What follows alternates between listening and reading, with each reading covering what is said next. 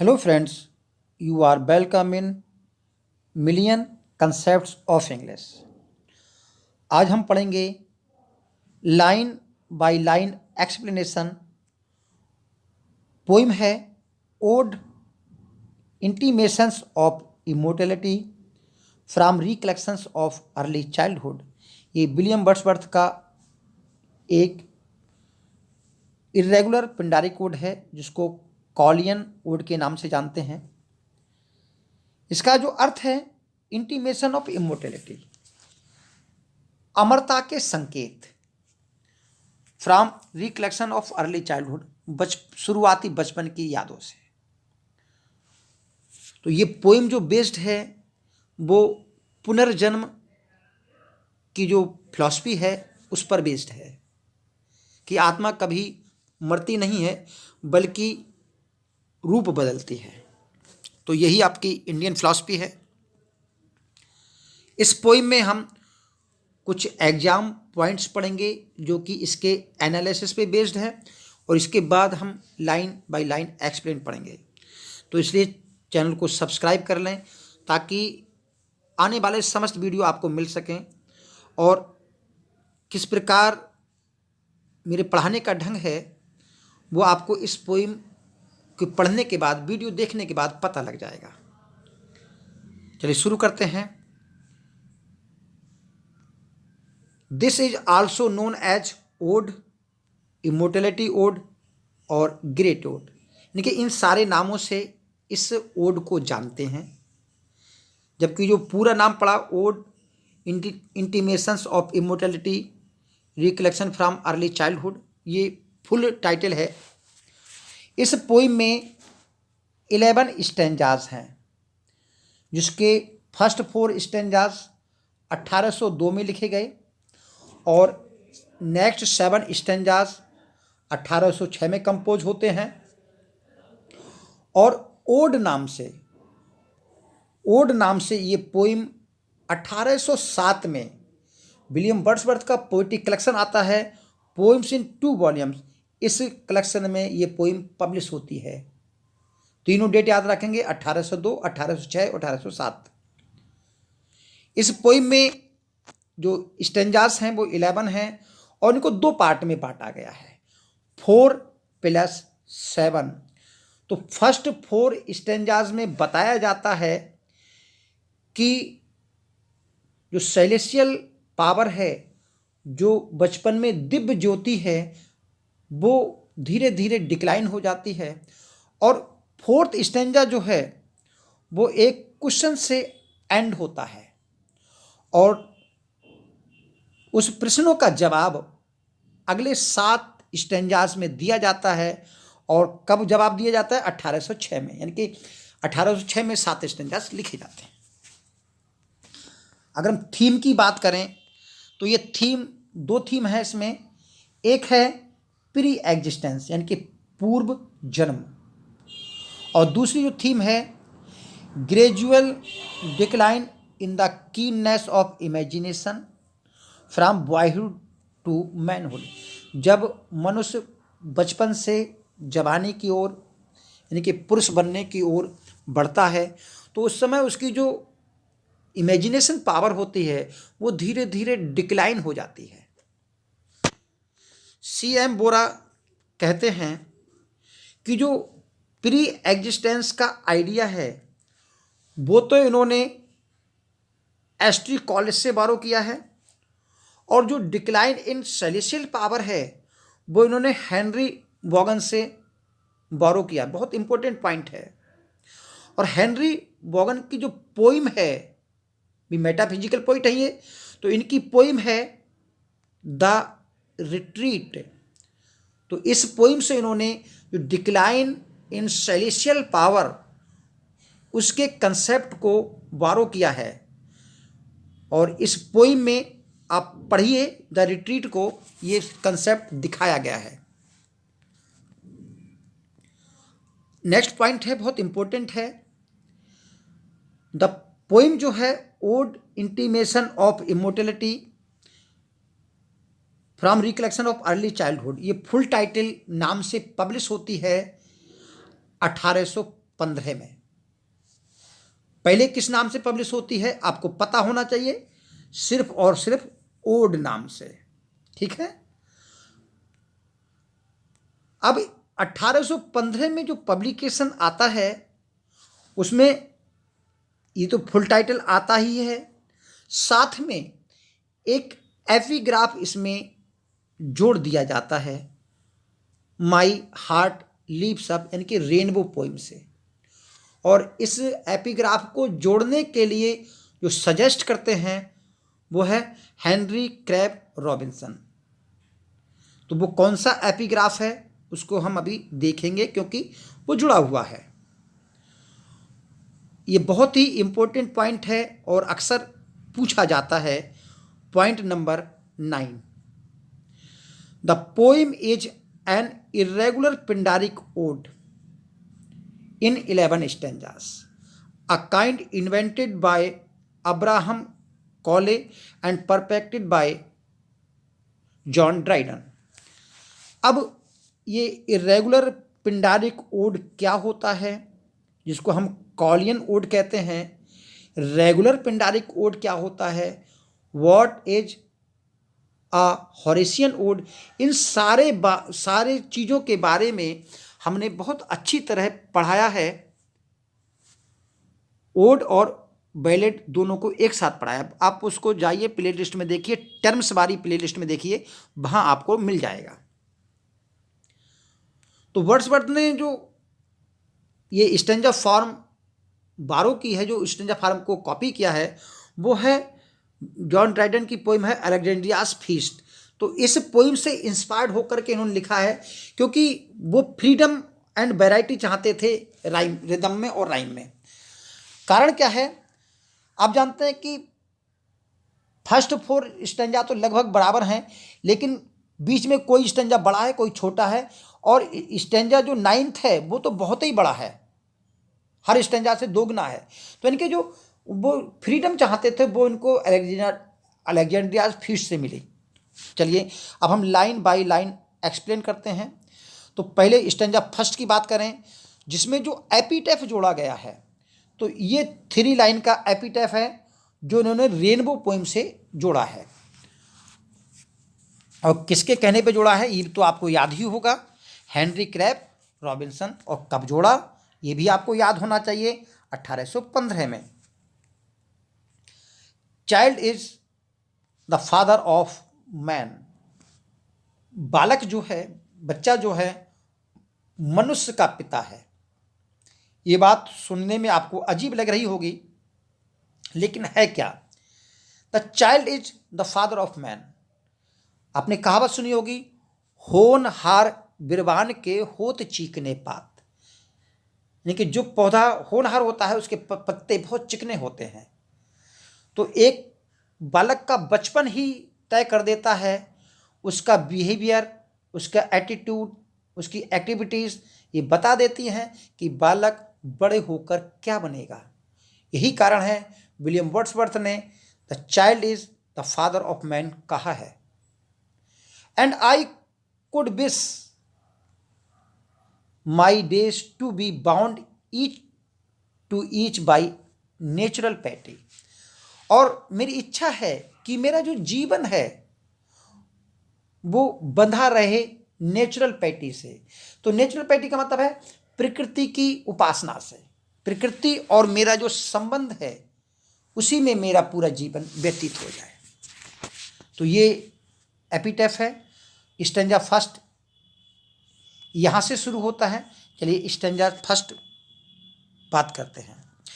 देखिए बताते चलें कि फर्स्ट 4 स्टैंजाज हैं, इसमें मई के महीने का ये जो बसंत ऋतु है उसको डिस्क्राइब किया गया है। सुंदर प्रातःकाल का वातावरण है, चिड़ियाँ आनंद से चहचहा रही हैं, मेमने ऐसे कूद रहे हैं जैसे ढोल के बजने पर कूदते हैं। तो इनके फर्स्ट 4 स्टैंजाज में उन्होंने वर्णन किया है प्राकृतिक वातावरण का। तो उस प्राकृतिक वातावरण में यानी कि जो नेचुरल ब्यूटी है वो भी उनको आकर्षित तो नहीं कर पाती है और उनको वो चमक दिखाई उसमें नहीं देती दिया है जो वो बचपन में देखा करते थे। तो यही कारण है, फोर्थ स्टेंजा में वो प्रश्न रखते हैं कि इसका कारण क्या है, और नेक्स्ट 7 स्टेंजा में वो कारण पर चर्चा करते हैं। चलिए पढ़ते हैं। देयर वॉज अ टाइम, एक समय था। देयर वॉज अ टाइम, एक समय था, when meadow, groves and stream, the earth and every common sight, to me did seem apparel in celestial light. यहाँ देयर वॉज अ टाइम की बात कर रहे हैं, बचपन के समय की।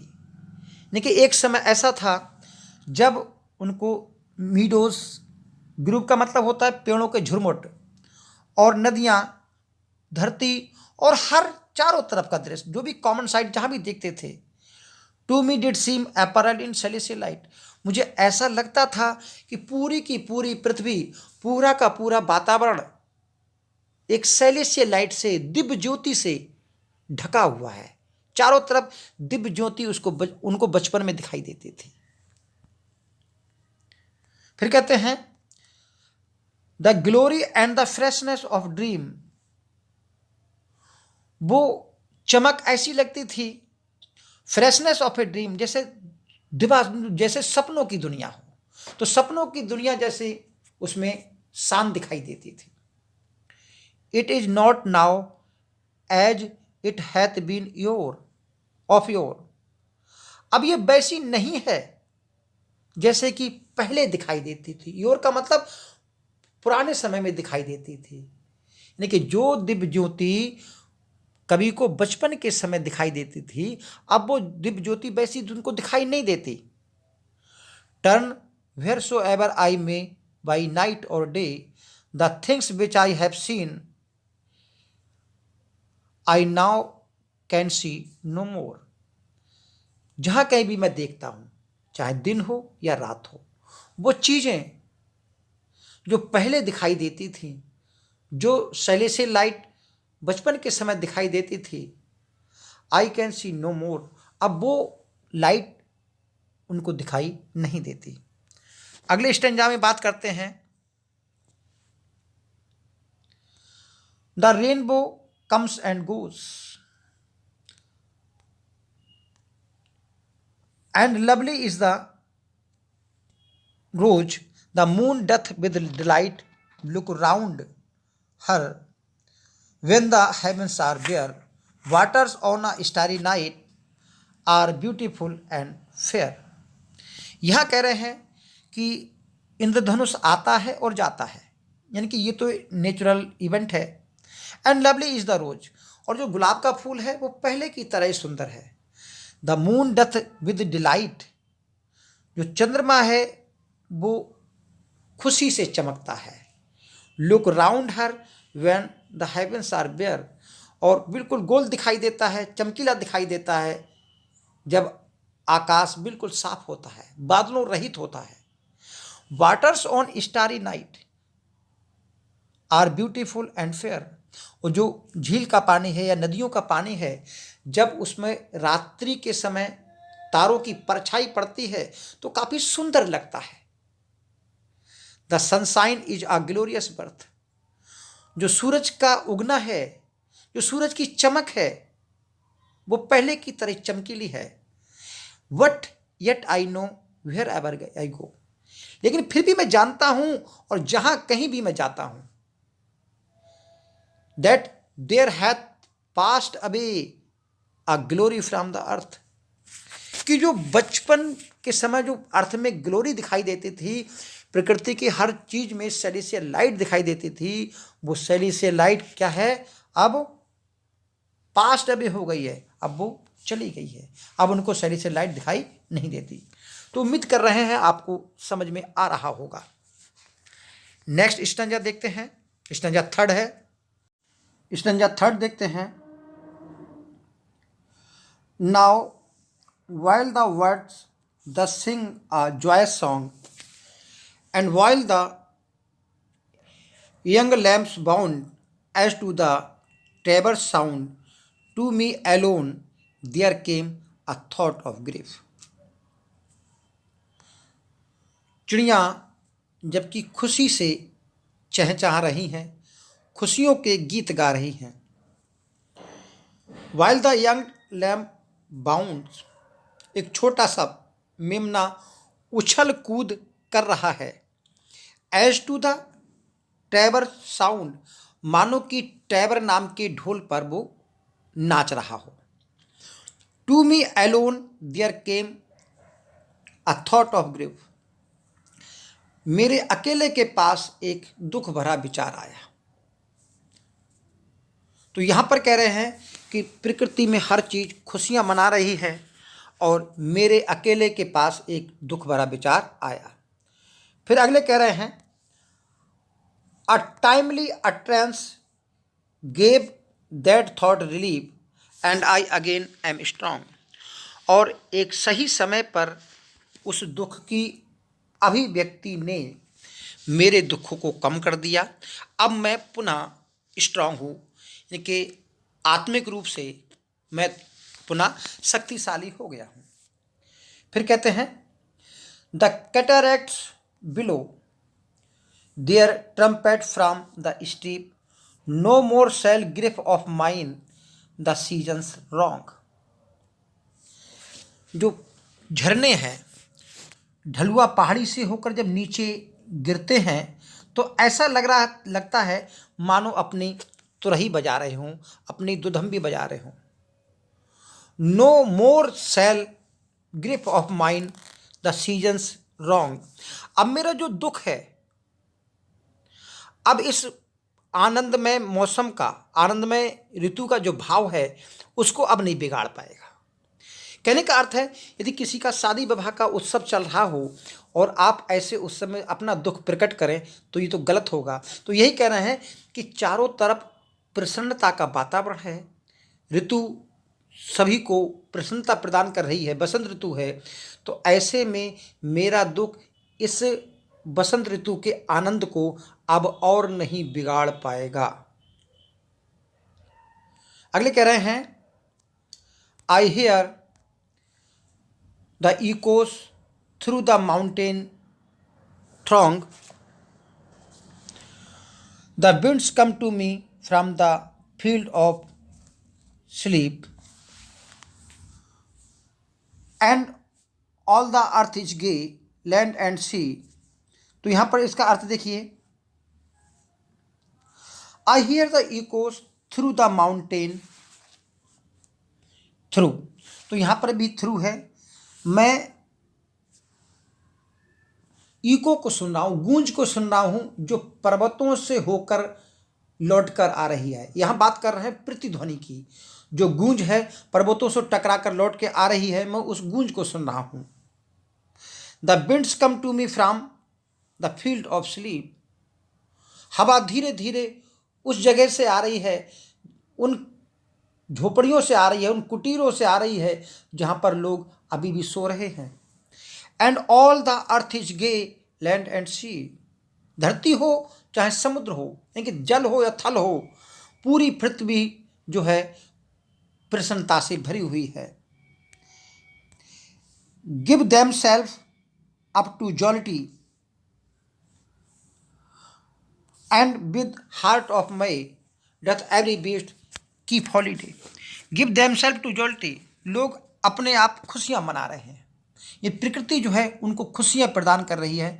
And the heart of May, तो हार्ट ऑफ मई का मतलब है मई की बसंत ऋतु के द्वारा जो लोग खुश हैं, जिन लोगों के हृदय खुश हैं, उन लोगों की खुशियों के साथ doth every beast keep holiday, तो ऐसे में हर जो पशु है, हर पक्षी है, हर व्यक्ति है, वो खुशियाँ मना रहा है। और कीप हॉलीडे यानी कि इस उत्सव में वो छुट्टियाँ मना रहा है।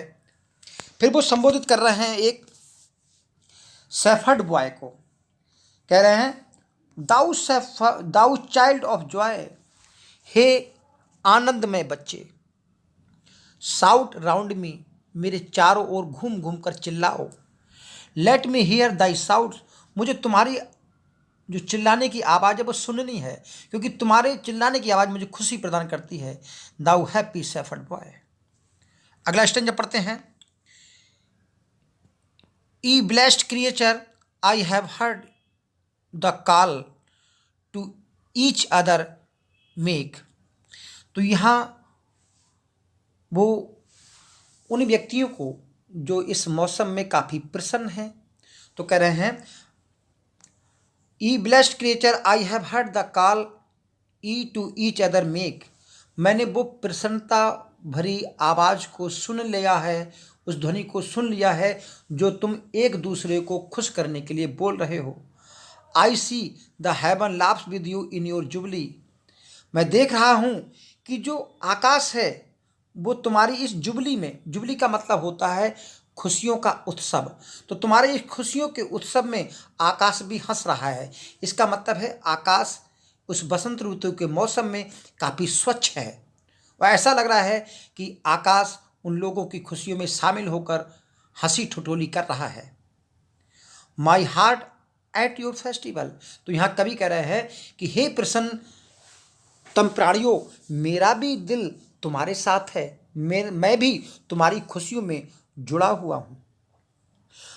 My head hath it's coronal. और मेरे सिर पर एक फूलों का गुच्छा लगा हुआ है। The fullness of your bliss I feel.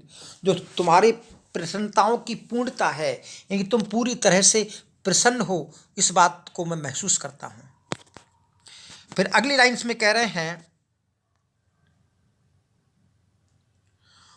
O evil day if I were sullen while the earth is adoring,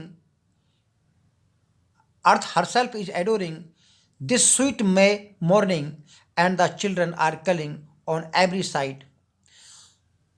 तो यहाँ कह रहे हैं कि यदि इफ आई वर स्वलिन, यदि मैं दुखी होता, तो ऐसे प्रसन्नता भरी वातावरण में, ऐसी खुशियों के मौसम में ओ ईविल डे, तो निश्चित रूप से वो बहुत ही बुरा दिन होता।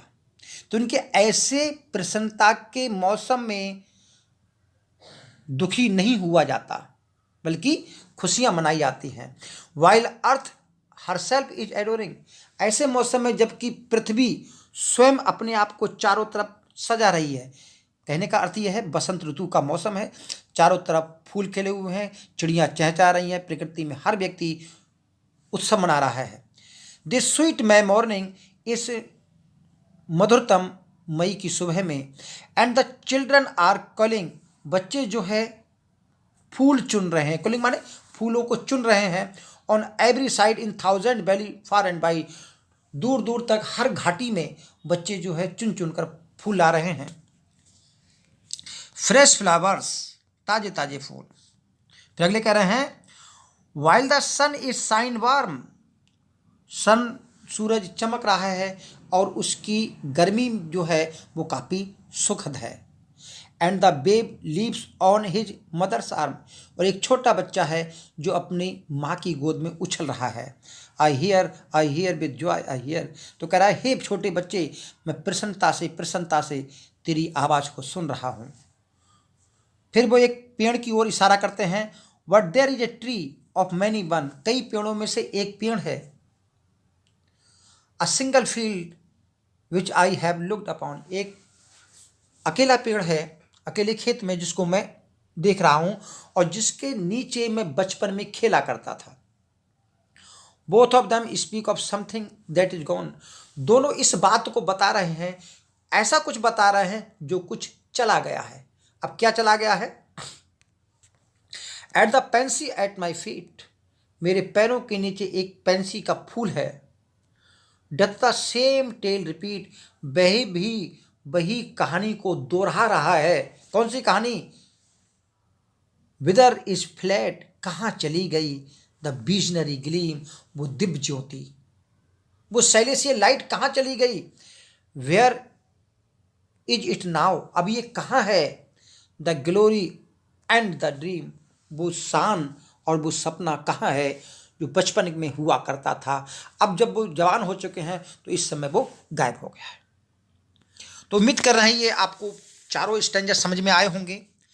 अब यहाँ पर जो इन्होंने क्वेश्चन किए हैं कि वो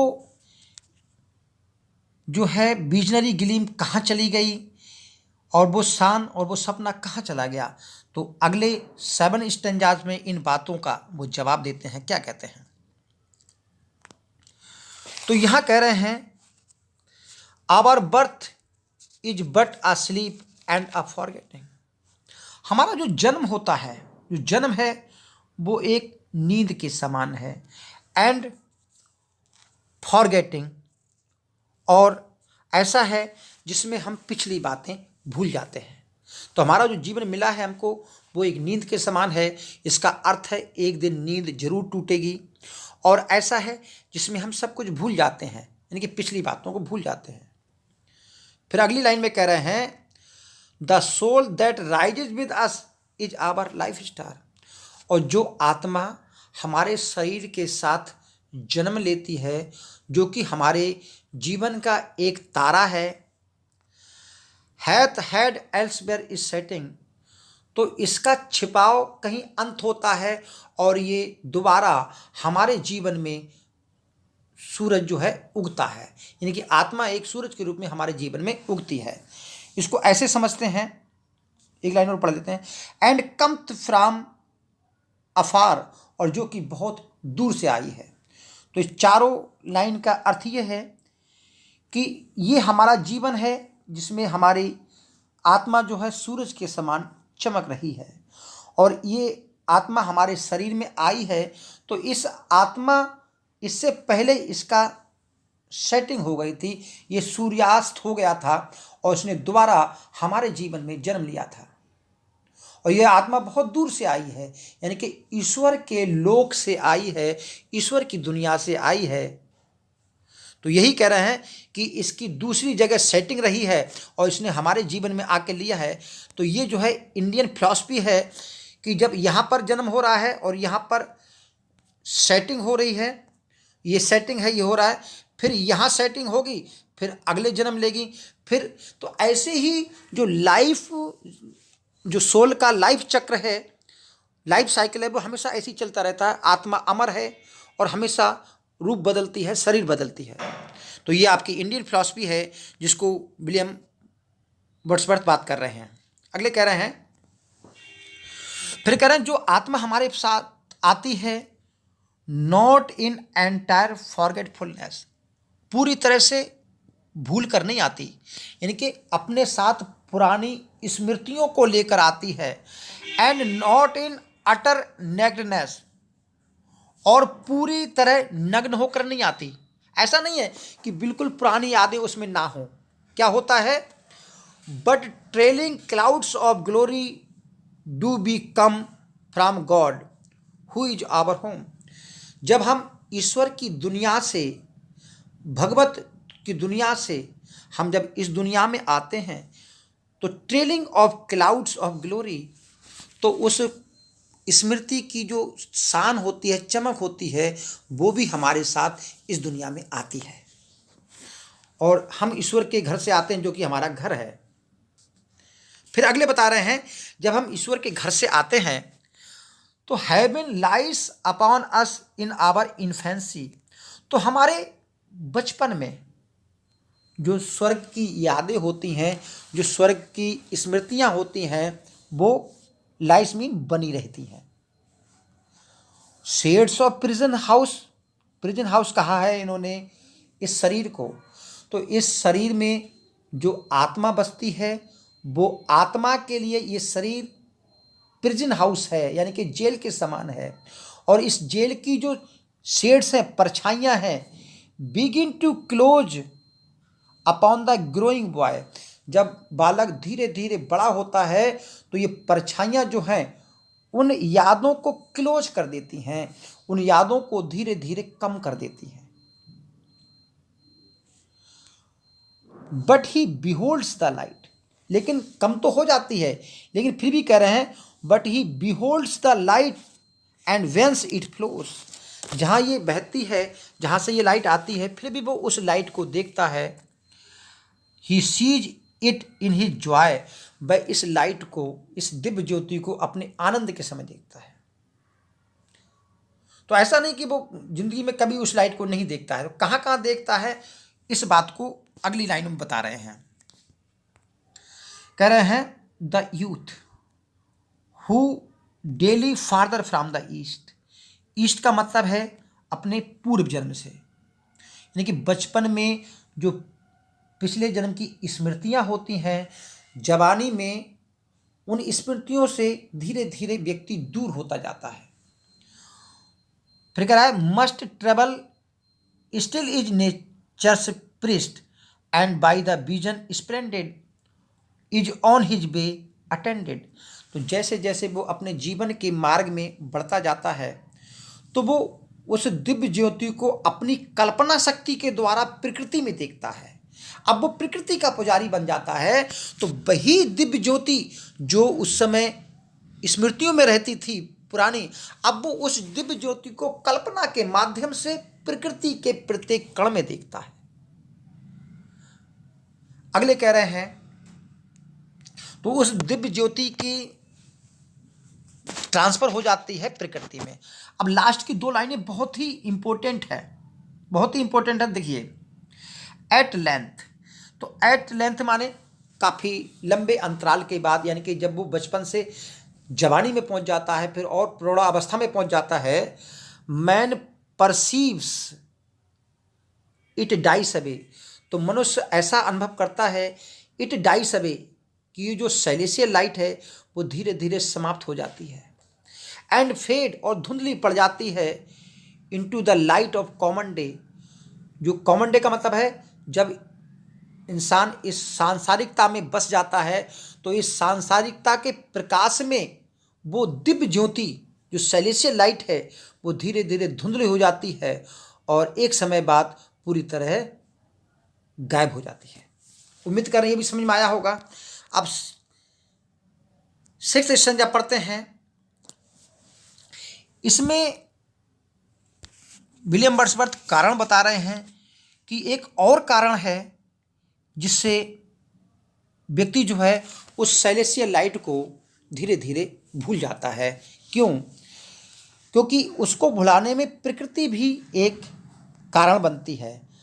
अर्थ fills her lap with pleasure of her own yearning she hath in her own natural kind। प्रकृति जो है अपनी गोद में मनुष्य के पसंद की बहुत सारी चीज़ें भरती है, ऐसी ऐसी चीज़ें भरती हैं जो मनुष्य को आनंद प्रदान करती हैं। yearning ये प्रकृति की इच्छा होती है। she hath her own natural kind कि वो मनुष्य को अपने स्वयं के अनुसार बनाए, यानी कि वह मनुष्य को इस दुनियादारी में रमाना चाहती है, वह मनुष्य को दुनियादारी वाला व्यक्ति बनाना चाहती है। फिर अगली लाइन में कह रहे हैं and even with something of a mother's mind and no worthy aim.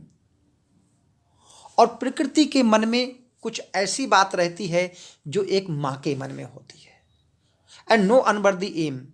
और ये कोई बुरे इरादे वाला एम नहीं है, बल्कि ये एक अच्छे इरादे से अपनाया गया, सद्भावना से अपनाया गया एक उद्देश्य है। ऐसा उद्देश्य है कि हर माँ अपने बच्चे को सारी सुविधाएं देना चाहती है ताकि वो उस दुनिया में रम जाए। तो यही कारण है कि प्रकृति अपने बच्चे को हर सुविधाएं देना चाहती है और इस दुनियादारी में बनाए रखने के लिए। यही कारण है कि वो धीरे धीरे भूल जाता है। फिर कह रहे हैं द होमली नर्स, जो धाय माता है, डथ ऑल शी कैन, वह वो सब कुछ करती है जो वो कर सकती है, यानी अपनी पूरी शक्ति लगाती है अपने पुत्र को पालने में। To make her foster child her inmate man, अपने धाय पुत्र को अपने से जोड़े रखने के लिए, अपना सहयोगी बनाने के लिए, अपना सहवासी बनाने के लिए वो जितना कर सकती है वो सब कुछ करती है। Forgets the glory he hath known. तो इस प्रकार जो मनुष्य है जब इस दुनियादारी में रम जाता है, इस प्रकृति में रंग जाता है, तो वह उस ग्लोरी को, उस शान को जो पिछले जन्म की होती है उसको भूल जाता है। And that imperial place whence he came, और उस भगवत लोक को, उस ईश्वर के लोक को भी भूल जाता है जहाँ से वो आया है। तो दूसरा कारण समझ गए कि व्यक्ति की शैली से लाइट क्यों कम होती है, क्योंकि प्रकृति उसको अपने में रंग लेती है। अगले में ये लास्ट स्टेशन जब पढ़ेंगे, फिर अगले में वीडियो में पढ़ेंगे। यहाँ पर कवि जो है एसटी कॉलेज के बच्चे को खेलते हुए पाते हैं, तो वहाँ उसके द्वारा उदाहरण देते हैं, behold the child among his new burn blesses. उस बच्चे को देखो जो अपने न्यू बर्न ब्लेसेस, अपने नए नए खिलौनों के बीच में खेल रहा है। आ 6 year darling of pygmy size, एक 6 वर्ष का छोटा बच्चा है। पिग्मी साइज माने बौने के आकार का, छोटा सा है। फिर कह रहे हैं see where mid work of his own hand he lies fretted by sallies of his mother's kiss. वह अपने हाथों से उसने अपने खिलौनों को सजा रखा है और उस खिलौनों के बीच में वो बैठा हुआ है और अपनी माँ के चुंबनों से वो नाराज है। फिर अगले कह रहे हैं with light upon him from his father's eyes, और उसके पिता की नजरें जो हैं उस बच्चे पर लगी हुई हैं। तो ये उसके बच्चे की पोजीशन है। फिर अगले बताते हैं see at his feet some little plan और चार्ट। देखिए उसने अपने खिलौनों को कुछ इस प्रकार सजा रखा है मानो कि कोई एक छोटी सी प्लान हो और कोई छोटे सा चार्ट बना रखा हो। Some fragments from his dream of human life, ऐसा लगता है कि जो ह्यूमन लाइफ्स के जो ड्रीम हैं उसके अंश उसने बिखेर रखे हों, यानी कि जो योजना बना रखी है उसके ह्यूमन लाइफ के सपनों में से कोई एक योजना है। Saved by himself with newly learn art, जो उसने न्यूली लर्न आर्ट से उसने आकार प्रदान किया हो। तो कहने का मतलब है न्यूली लर्न आर्ट का मतलब है कि बालक इस दुनिया में आकर के जो कुछ सीखता है वो अनुकरण से सीखता है। तो उसने अपने अनुकरण से जो कुछ सीखा है उसी अनुकरण से सीखने के बाद उसने ये खिलौनों की योजना बनाई है, खिलौनों का चार्ट बनाया है। और कैसे बनाया है वो बता रहा है, अ वेडिंग और अ फेस्टिवल, अ मॉर्निंग और a funeral, and this hath now his heart, and unto this he frames his song, then will he fit his tongue. यहाँ लाइन का अर्थ समझिए। तो उसने उन खिलौनों से कुछ इस प्रकार सजाया है कि वे किसी शादी और उत्सव को दर्शा रहे हैं। मॉर्निंग और फनरल यानी कि किसी शोक अथवा किसी शव यात्रा को दर्शा रहे हैं। And this hath now his heart, और इसी में उसका हृदय जो है, उसका दिमाग जो है वो रमा हुआ है, वो अपने खेल में डूबा हुआ है, यानी कि इस भूमिका को वो पूरी तरह डूब करके निभा रहा है। And unto this he frames his song, और इन्हीं खेलों से वो अपना एक गीत बनाता है। Then will he fit his tongue, तो वह अपनी तोतली बोली से, तोतलाहट से उन गीतों को गा रहा है। अब उनके गीतों में क्या छिपा है कभी बता रहे हैं, टू डायलॉग ऑफ बिजनेस, कि उसने लोगों के व्यापार के बारे में, लव प्यार के बारे में और इस टाइप और जीवन के संघर्षों के बारे में अभिव्यक्ति प्रदान की है। उसके गीतों में ये भाव छिपे हैं। But it will be not be long. फिर कह रहे हैं कभी कि जो कर रहा है, गीत गा रहा है, खिलौनों को सजा रहा है, चाहे वो मैरिज दर्शा रहे हों या शव यात्रा दर्शा रहे हों, कुछ भी दर्शा रहे हों, पर ये ज़्यादा लंबे समय तक नहीं चलेगा। एर दिस बी थ्रोन असाइड, जल्दी ही इसको वो हटा करके अलग फेंक देगा। And with new Joy and pride, और नए खुशी से और नए गर्व के साथ, यानी कि नए पूरे जोशो खरोश के साथ the little actor coins another part, ये जो छोटा एक्टर है वो दूसरे रोल को अदा करेगा। अब इन लाइन को जरा भावार्थ समझते हैं क्या है। यहां पर कवि कह रहे हैं, इन सारी बातों में कवि कह रहे हैं कि बालक जो है अभी इस प्रकार के खेल में रमा हुआ है।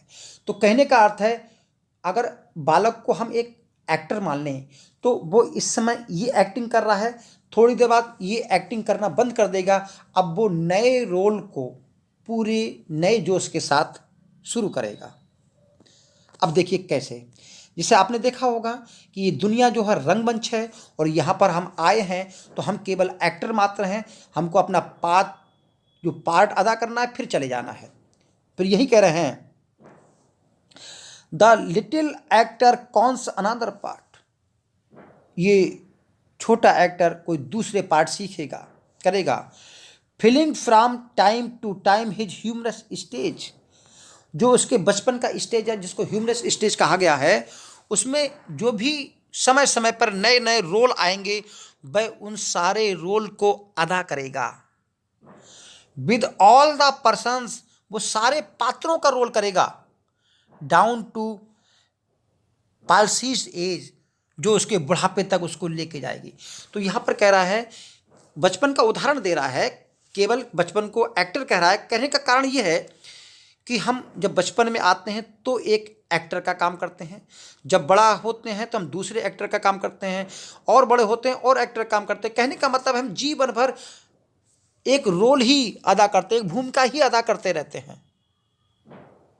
तो यही कह रहे हैं कि जैसे जैसे जीवन उसको जो जो रोल सिखाते जाएगा, वैसे वैसे ये बालक जो है उन्हीं रोल को अदा करता जाएगा। क्या कह रहे हैं लास्ट लाइन में, that life brings with her in her equipage. Equipage का यहां पर अर्थ है सिखाना, प्रशिक्षण देना। तो जिंदगी जो उसको प्रशिक्षण देती जाएगी, जो उसको सिखाती जाएगी, वही रोल वो बालक खेलता जाएगा। मानो कि as if his whole vacation, कि उसका पूरे जीवन का व्यवसाय ही वर एंडलेस इमिटेशन, लगातार निरंतर अनुकरण करना ही हो। तो यहाँ पर बच्चे का उदाहरण जरूर दिया गया है, लेकिन ये हम सब लोगों की वास्तविकता है कि हमारा जीवन जो है इन रोल का अनुकरण करना ही है। हम जिंदगी भर रोल ही तो ले रहे हैं। तो आज के लिए इतना ही। 8, 9, 10 और 11 ये 4 स्टेंजा हम अगले पार्ट में पढ़ेंगे। वो होगा हमारा पार्ट 2। आज के लिए इतना ही। Thank you, all the best.